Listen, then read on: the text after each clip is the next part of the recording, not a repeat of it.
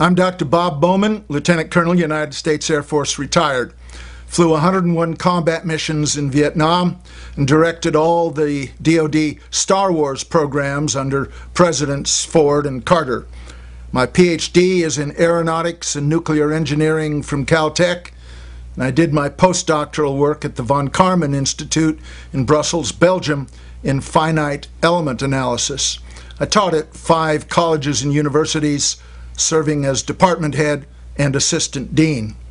Finite element analysis is the solution of complex physical problems using advanced mathematics, things like turbulent flow or structural failure.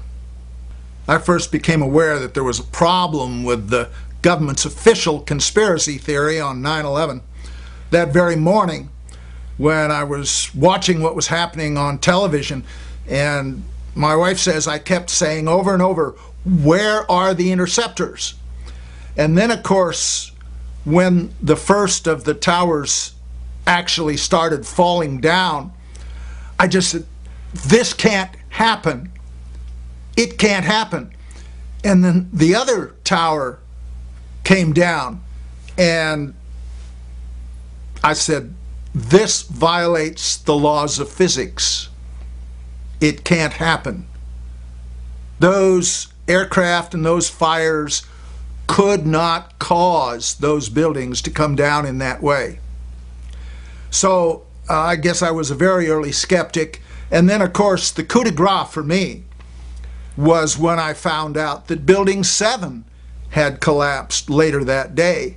And when I saw Building 7 come down, to me, Building 7, the fact that its collapse was announced prematurely by the BBC and CNN, and just seeing it come down in what for all the world looks like a perfect controlled demolition of an intact building, I mean, that's what I call a smoking gun. And you put all these things together, and it is absolutely obvious to me that we've been lied to, that the government's official story is physically impossible, and that's why we absolutely need a new investigation of 9/11. You know, I signed that petition for architects and engineers for 9/11Truth some time ago because as an engineer, and I have 3 degrees in engineering, I know that the government story is an absolute lie. Totally convinced of it. There's a lot of people trying to convince me that the government story is the truth, and they don't come close.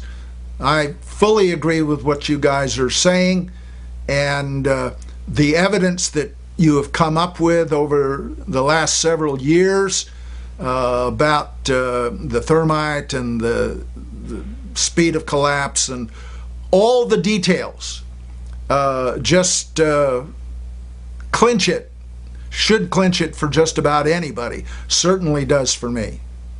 The architects and engineers for 9/11Truth have collected evidence from a number of sources that prove conclusively, as far as I'm concerned, that there was controlled demolition on that morning with those 3 buildings.